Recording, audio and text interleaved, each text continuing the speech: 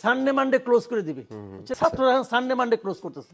আইন ভাঙা, সংবিধান লঙ্ঘন করার এটা কে শুরু করছে? কিন্তু উপরের থেকে ভাই শুরু হয়েছে। কে ঘাড়ে ধরে বের করে দিচ্ছে? প্রিন্সিপালকে ঘাড়ে ধরে বের করে দিচ্ছে। এই ধরনের ঘটনা দেখেননি আপনারা? দেখছেন তো? কোনো একটা বিচার হয়েছে বিচার তো হয় নাই। তো আপনি তো তাদেরকে সেই সার্টিফিকেট দিয়েছেন যে তোমরা এটা করতে পারো। নিষ্ক্রিয় কেন দেখা যাচ্ছে এটা আমি তো আসলে দূরের থেকে বেশি বলতে পারবো না। আমি আমার ধারণাটা বলি। দেখেন এই যে ঘটনাটা হচ্ছে, যেমন আমি একটা স্টুডেন্টদের কথাই বলি যে একটা কলেজে, দুইটা কলেজের স্টুডেন্টরা একত্রিত হয়ে আর একটা কলেজে অ্যাটাক করলো। 12 তলা ভবন কিন্তু কলেজটা দেখেছে কিনা আমি জানি না, আমার দেখার সৌভাগ্য হয়েছে। দেখতে অসাধারণ কলেজ, একটা কলেজ 12 তলা উঁচু, মানে অনেক বড় স্পেস নিয়ে আর কি। সেই কলেজটার একটা গ্লাস এখন নেই, অক্ষত। পুরো কলেজটা থেকে এমনকি লেখার যে কাগজ এটাও মাথায় করে লোকে নিয়ে গেছে। মানে গণভবনে যে ঘটনাটা দেখছিলেন আপনি, সেই ঘটনাটা এখানে ঘটছে। কেন? কারা করলো? স্টুডেন্টরা করলো। কাদের করলো? আরেকটা স্টুডেন্টদের মধ্যে করলো। খেয়াল করেন, এখানে কেউ কিন্তু শত্রুপক্ষ না, কেউ কিন্তু ফ্যাসিবাদের দোসরও না। এই আন্দোলনের সময় 5ই আগস্টে যে আন্দোলন যেটা আমরা বলি, সেই আন্দোলনে দুই কলেজের কিন্তু তারা কিন্তু কাঁধে কাঁধ মিলিয়ে কিন্তু আন্দোলনটা করেছে। কি এমন ঘটলো পরস্পর শত্রু হয়ে গেল? এখন পুলিশের ভূমিকা, 10,000 লোক আসছে, 8,000 লোকের 7,000 লোকের বিরুদ্ধে মামলাই হয়েছে। 10,000 লোকের একটা স্রোত আসতেছে, ওইটা থামানোর জন্য কজন পুলিশ দরকার? ঠিক আছে, তারপরে পুলিশ সামনে দাঁড়ালো, পুলিশ কি করতে পারবে? পুলিশ গুলি করবে, অমুক করবে, তমুক করবে। যদি কোনো পুলিশ মারা যায় তার বিচার হবে? কোনো গ্যারান্টি আছে? কি হয়েছে গত এই আন্দোলনের পর? আমরা গত কয়েকদিনে কি দেখেছি যে যদি এদের হাতে যদি কেউ মারা যায় থাকে তার কোনো বিচার হবে না, এই ধরনের কথা তো বলা হয়েছে রে ভাই। হয়েছে তো? সেটা তো হয়ে গেছে, ওই 1 মাসের কথা। এইটা যে হবে, ওদের গ্যারান্টি কি? ওই পুলিশটা কি করে বুঝবে তার একজন সহকর্মী মারা গেছে, তার বিচার হয় না, আমারটা হবে? তার কি গ্যারান্টি আছে? তো এই সমস্ত বিষয়গুলো শোনেন, আইন ভাঙার একটা প্রবণতা এখন বিরাজ করছে। 5ই অগাস্টের ঘটনাকে কেন্দ্র করে কিন্তু ওই সময় যেটা হয়েছে এটা কিন্তু আইন ভাঙারই কাজ হয়েছে, সংবিধান ভঙ্গের কাজ হয়েছে, তাই না? কিন্তু তখন ওইটা যে কারণে বৈধ ছিল, আপনি যদি ওই অভ্যাসটা চালু রাখেন আপনি থামাতে পারবেন, আপনি সোসাইটিকে একটা সিস্টেমের মধ্যে আনতে পারবেন। হ্যাঁ, আপনি বলতে পারেন ওই সংবিধানটা খারাপ, ওকে খারাপ, ওই আইনটা খারাপ, ওই আইনটা কালো আইন, ঠিক আছে, ওটাও মানতে রাজি। তো ওই আইনটা আপনি বাতিল করে দেন, ওই সংবিধানটাকে বাতিল করে দেন। যতক্ষণ পর্যন্ত বাতিল না করবেন ততক্ষণ পর্যন্ত মানবেন। না মানলে কি হবে? না মানলে সবাই মানবে না, কারণ আপনিও মানেন না, আমিও মানি না। তাহলে কি হবে? যে গাইড জোরে পারবে সে জিতবে, আর যার গাইড জোর কম সে মার খাবে। এই তো হবে জিনিসটা। এখন এই আইন ভাঙা, সংবিধান লঙ্ঘন করার এইটা কে শুরু করছে? কিন্তু উপরের থেকে ভাই শুরু হয়েছে। উপদেষ্টাদের মাঝখান থেকে স্টার্ট হয়েছে। উপদেষ্টারা বলে সংবিধান মানি না। একটু আগে ওই সংবিধানের আওতায় সে শপথ নিয়ে আসছে এবং শপথে বলছে এই সংবিধানকে সে সমুন্নত রাখবে। বইলে শপথে নিয়েই বলে কি এটা আমি মানি না। তাহলে আপনি তো আইন ভাঙতেছেন প্রতিনিয়ত। তা আপনি যখন আইন ভাঙার উদাহরণ তৈরি করেন তখন আপনি কিভাবে আশা করেন এই ছাত্ররাও আইন মান্য করে চলবে? চলছে না তো। টিচারদেরকে ঘাড়ে ধরে বের করে দিচ্ছে, প্রিন্সিপালকে ঘাড়ে ধরে বের করে দিচ্ছে। এই ধরনের ঘটনা দেখেননি আপনারা? দেখছেন তো? কোনো একটা বিচার হয়েছে বিচার তো হয় নাই। তো আপনি তো তাদেরকে সেই সার্টিফিকেট দিয়েছেন যে তোমরা এটা করতে পারো। এখন আপনি তাকে ছেড়ে দিলেন করতে পারো, আপনি তাকে কিন্তু বলেন নাই যে কোন পর্যন্ত করতে পারো। আপনি কিন্তু তাকে সীমা রেখাটা বেঁধে দেন নাই। এখন তারা মনে করছে আমি স্টুডেন্ট, আমি সব পারি, আমি হাসপাতাল ভাঙতে পারি, আমি ফেরার পথে সরোয়ার্দী হাসপাতালে অ্যাটাক করতে পারি, আবার সরোয়ার্দী হাসপাতাল সরোয়ার্দী কলেজে অ্যাটাক করতে পারি, কবি নজরুল অ্যাটাক করতে পারি। তারা বলছে যে একটা কলেজের আমাদের 2টা কলেজে অ্যাটাক করলো, তাহলে আমরাও পাল্টা অ্যাটাক করতে পারি। কেউ তো বলে নাই। আচ্ছা, সানডে সুপার সানডে তারা কিন্তু ডিক্লেয়ার করছে আমরা সানডেতে যাবো, যে ঘেরাও কেটে মারবো বলছে, কিন্তু কেউ থামায় নাই কেন? কেউ ব্যবস্থা নেয় নাই কেন? বলেন আপনি আমাকে। এরা আবার বলছে যে মেগা মানডে, তো মানডে ঘোষণা তারা দিল, কেউ থামালো না কেন? বলেন কেউ থামালো না কোনো ভাই। আচ্ছা, আমাদের এই যে সমস্ত ছাত্রদের নেতৃত্বের দাবিদার বৈষম্যবিরোধী ছাত্র আন্দোলনের আমাদের এই নেতারা, যাদের আমরা প্রায় দেখি সরকারকে হুমকি দেয়, অমুককে হুমকি দেয়, রাষ্ট্রপতিকে নামায় দেয়, দেয় না? তো ওনারা কেন ওখানে গেল না? ওনারা তো যাইতে পারতো, তো ওনারা তো ছাত্রদের নেতা, ওনারা যায় নাই কেন? যায় নাই এই কারণে ওনাদের কোনো নিয়ন্ত্রণ ওদের উপর আর নাই। আচ্ছা আচ্ছা, আমি একটু থাকা আসবো। সম্ভব না। আচ্ছা, ওই আমি এটা কথা বলে শেষ করি আপনাকে। সেই যে ছোটবেলায় অনেকদিন আগে 15-20 বছর আগে একটা মুভি দেখছিলাম, বুঝছেন? ওটা মধ্যে ডিপ জল বলতো যে সানডে মানডে ক্লোজ করে দিবে, বুঝছেন না? আমরা ওই সানডে মানডে আবার দেখলাম এতদিন পরে, ছাত্ররা সানডে মানডে ক্লোজ করতেছে। না এই সানডে মানডে নিয়ে তো সবাই অস্বস্তিতে, টেনশনে এবং দুশ্চিন্তায় আর কি। শেখ হাসিনা দেশ ছেড়ে পালানোর পর ভারতের ভূমিকা নানাভাবে, মানে কোনোভাবে আপনি বলতে পারবেন না যে আমাদের অনুকূলে আছে।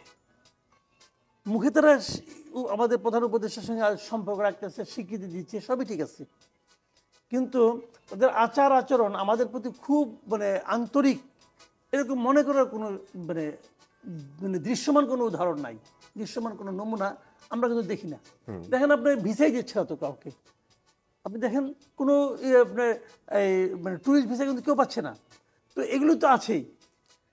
একটু আগে আমাদের ওখানকার প্রতিনিধির সাথে কথা যখন আমাদের নিউজে, তখন সে বলছে যে কালকে বাংলাদেশ হাই কমিশন ঘেরাও করবে, তারপরে তাদের বাংলাদেশে কোনো জিনিসপত্র ঢুকতে দিবে না, এই ধরনের বিভিন্ন পদক্ষেপ। এগুলো তো পাবলিক অপিনিয়ন, ওটাকে আমি খুব একটা গুরুত্ব দিচ্ছি না, কিন্তু আমার কথা হলো কি যে এটা হলো সরকারিভাবে তারা যেটা করছে, এটা এখানে একটা। তো এই বিষয়টা কি আমাদের গভর্নমেন্ট জানে না? জানে তো।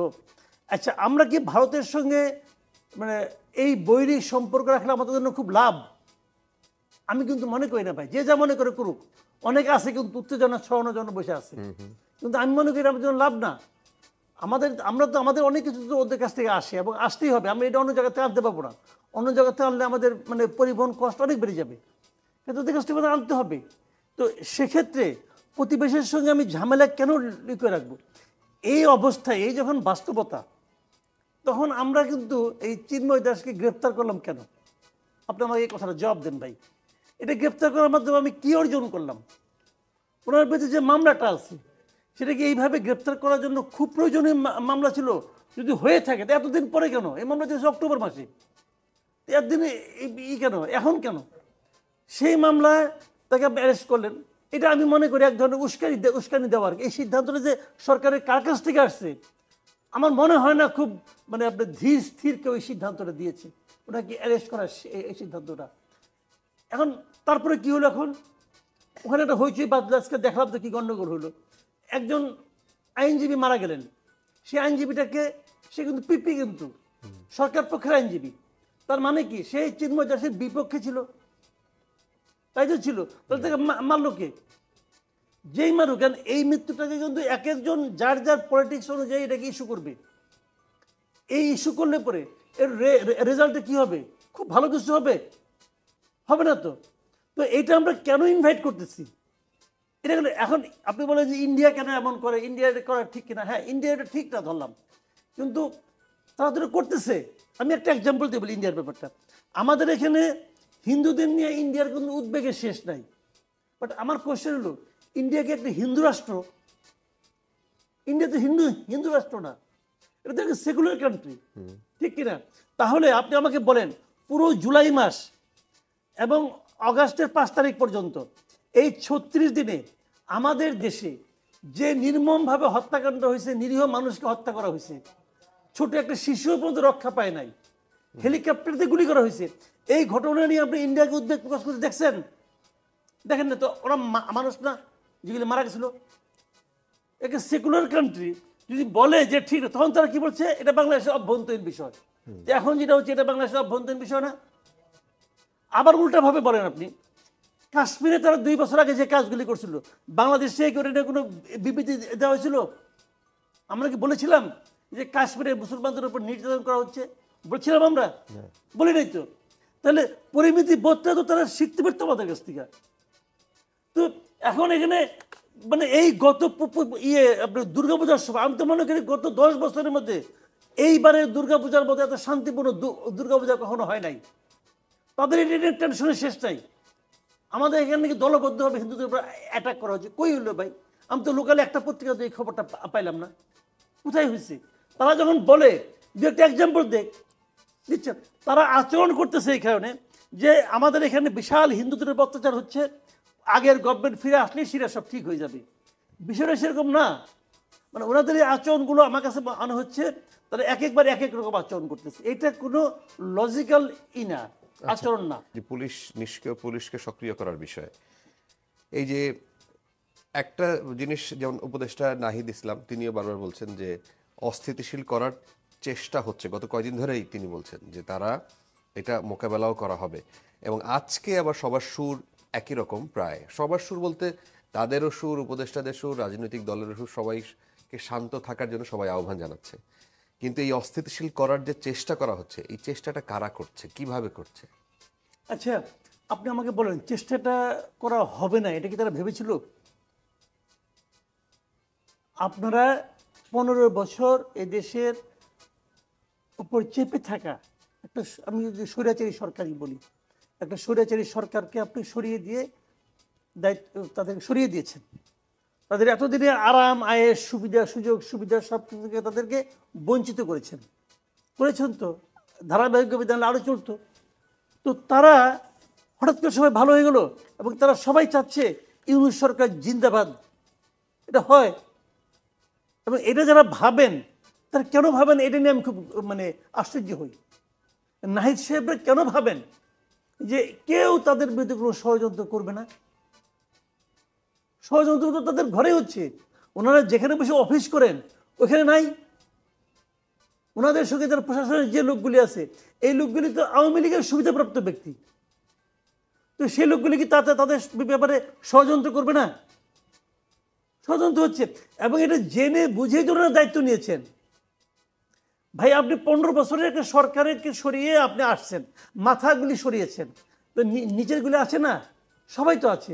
তো ওখান থেকে তো তাদের যারা সুবিধাভোগী ব্যবসায়ী, বিভিন্ন জায়গায় বিভিন্ন শ্রেণী পেশা তারা কিন্তু আছে। তো তারা কেউ আপনাকে, সবাই আপনাকে ভালোবেসে বুকে জড়াই ধরবে, এটা আপনি ভাবেন কিভাবে? এবং এটা যখন উনি বলেন, এই বলার মানে হলো উনি একটা অজুহাত দিচ্ছেন, এটা খোঁড়া অজুহাত। এই কথা শোনার জন্য তো আপনাকে আমার এখানে বসাই নাই ভাই। আপনাকে বসানো হয়েছে এই ষড়যন্ত্রকে মোকাবেলা করে আপনি জনগণের প্রত্যাশা পূরণ করবেন, এই জন্য। অজুহাত দিচ্ছেন কেন? অজুহাত কোনো অর্থহীন, অজুহাত কিন্তু খুবই অর্থহীন। এটা কোনো দরকার। উনি শেষে যেটা বলেছেন যে জনগণকে কাছে সাহায্য দিচ্ছেন, এটা ভালো। মানে এই সাহায্য চাওয়ার মাধ্যমে বোঝা যাচ্ছে যে ওনারা বুঝতে পেরেছেন যে জনগণের সাহায্য ছাড়া হবে না। এটা উত্তম, কিন্তু এটা কতটুকু কার্যকর এটা আমি জানি না। নিয়ত ভালো, কিন্তু এটা কার্যকর কিনা আমি বলতে পারবো না। কিন্তু আর পুলিশের যে মোটিভেশনের যে কথা বললেন, যে পুলিশের মনোবল ভেঙে গেছে। আচ্ছা, পুলিশের মনোবলটা ভাঙছে কবে? ধরেন 5 তারিখে। আগের থেকে ভাঙতেছিল, কিন্তু ওই সরকারকে তারা বলতে পারে নাই যে এই কাজগুলো আমাদের করার ইচ্ছা নাই, বলার তার সুযোগ ছিল না ভাই। তাহলে সে তো জানতে এই সরকারে থাকবে, তাহলে যদি বলে তার যারা বলবেন তাদেরকে সাইড করে দেওয়া হয়েছে। হ্যাঁ, তাহলে এখন 5 তারিখ থেকে তাদের 5 তারিখের পর থেকে তাদের মনোবল ভাঙা, ঠিক আছে। আচ্ছা, এই ভাঙা মনোবল জোড়া লাগানোর জন্য আপনি একটা উদ্যোগ দেখান তো ভাই, নেওয়া হয়েছে? দেখান একটা সিঙ্গেল একটা উদ্যোগ আপনি দেখান, যে উদ্যোগটা দেখে আপনার মনে হয় যে এইটা দেখে পুলিশের মনোবল আবার চাঙ্গা হয়ে যাওয়া উচিত। কোনটা? না, ডক্টর ইউনূস নিজে কথা বলেছেন কিন্তু পুলিশদের সাথে। কি বলেছেন উনি যে কোথায় কি আউটকাম, 11 দফা যখন পুলিশ জানায় তখন কিন্তু তাদেরকে আশ্বস্ত করেছে। আবার পুলিশের পক্ষ থেকেও যারা বঞ্চিত ছিলেন তাদেরকে আবার নিয়ে আসার চেষ্টা করা হয়েছে, যারা সুবিধাভোগী এবং চিহ্নিত ছিল তাদেরকে বিভাগীয় মামলা রুজুর দেখেছি। এই সময়ের মধ্যে পুলিশকে কতিপয় ধমক দেওয়া হয়েছে, না আসলে কিন্তু এটা করব, যারা না আসবে তারা জঙ্গি হয়ে যাবে বলা হয়েছে। এটা যারা না আসবে, যারা না জয়েন করবে তাদেরকে জঙ্গি হিসাবে করা হবে, এই ধমকটা দেওয়া হয়েছে, যেটাকে গায়ে লাগছে। সাখাওয়াত সাহেব কিছু উদ্যোগ নেওয়ার চেষ্টা করছিলেন, কিন্তু অত্যন্ত দ্রুততার সঙ্গে তাকে সরাই দেওয়া হয়েছে। ওনার কিছু উদ্যোগ আমার চোখে পড়েছিল, আর বাদ বাকি সব বাদ কি বাদ। তো আপনি একটা বাহিনীকে এইভাবে একটা ঝুঁকির মধ্যে রেখে তাকে বলবেন তোমার মনোবল চাঙ্গা হয় না কেন? ভাই, এগুলো এত সহজ না রে ভাই। না, এই চাঙ্গা করার জন্য এই যে ধরেন রিটায়ার্ড যারা, তাদেরকে নিয়ে আসা, তারপরে নতুন নতুন পলিসি, এটা কি রাজনৈতিক দল রিটায়ার্ডদের নিয়ে আসাতে টাঙ্গা হয়েছে না, আরো মনোবল ভেঙে গেছে, আরো মনোবল ভেঙে গেছে। রিটায়ার্ড আমি আপনাকে বলি শুনেন, আমি বলি আপনাকে, এরা সবাই তো রিটায়ার্ড ছিল, এ লোককে নিয়ে আসছি। পুলিশের মধ্যে আমার জানা মতে, নূর মোহাম্মদ ভাই আরো ভালো বলতে পারবেন, আমার জানা মতে আওয়ামী লীগের আমলে তাদেরকে চাকরি থেকে বের করে দেওয়া হয়েছিল, তারা এটা নিয়ে মামলা করছে, মামলা করে একাধিক মামলায় তারা জিতছে, এটা সুপ্রিম কোর্ট পর্যন্ত গেছে, একাধিক মামলা জিতে বসে রয়েছে, আসতে পারতেছে না। এরকম সংখ্যা কয়েকশো আছে এই পুলিশের মধ্যে আছে।